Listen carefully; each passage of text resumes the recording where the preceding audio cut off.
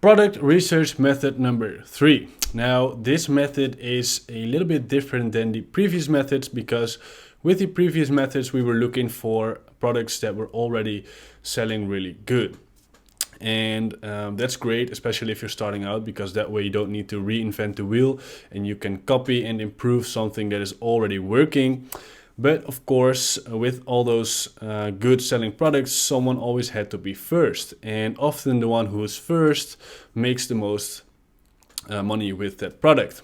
And for that reason, I also want to look for products that no one else is selling yet. And what we're going to do is we're going to use AliExpress to look for these products.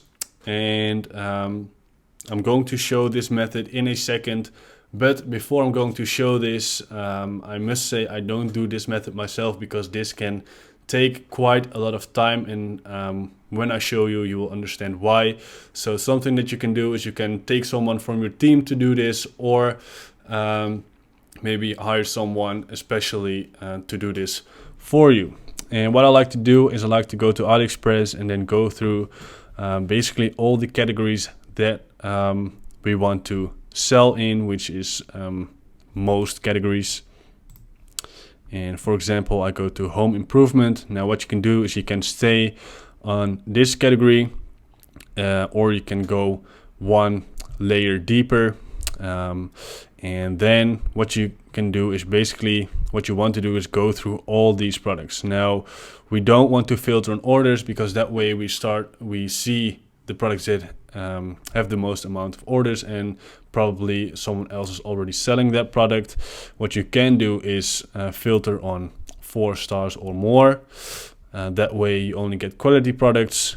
And something else that I like to do sometimes is filter on fast delivery, or select everything above $20. Because most competitors, they search for cheaper products, and this way we have a higher chance of finding something that no one else is selling yet.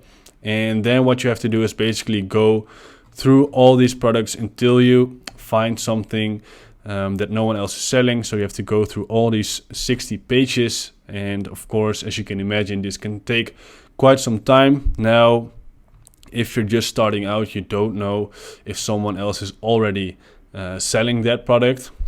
Personally, I've been doing this for over 2 years now, so I kind of know most popular products. Of course, sometimes I do find new products that are already around for a while, but I know most products. But if you're just starting out, then that may be a little bit hard. And when doing this method, you do want to keep some things in mind. Of course, it needs to have a high perceived value. It needs to be of high quality, and it has to stand out. So it needs to have a wow factor, because you don't want to sell something that is just a normal product. You also don't want to sell parts, but of course that makes sense. And just want to find products that preferably we sell products that we can sell to most people, so that there's a big market for it and we can scale it. Now, with this method, of course, you're not going to find as many winning products as with the previous methods. But if you do find a product that no one else is selling yet, you can really make a lot of money with it. And you just need to go through all these pages until you find something unique and new.